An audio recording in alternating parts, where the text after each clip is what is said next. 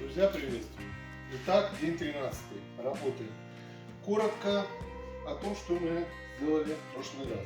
В прошлый раз, как и планировали, установили дверцу коптильни, выровнялись до 18 ряда, заложили полностью вот этот проем и еще подняли 19 ряд. У нас получилось, что мы подняли в прошлый раз 2 ряда и установили дверцу. Сегодня мы выкладываем еще один ряд, 20-й, уже перекрываем дверцу коптильни и вместе портала моноблока ставим уголок, перекрывается, и ряд кирпича, который у нас будет вертикально ставиться здесь красивым карнизом. Вот такие вот дела. Если получится, поднимемся выше. Все, всем пока, привет!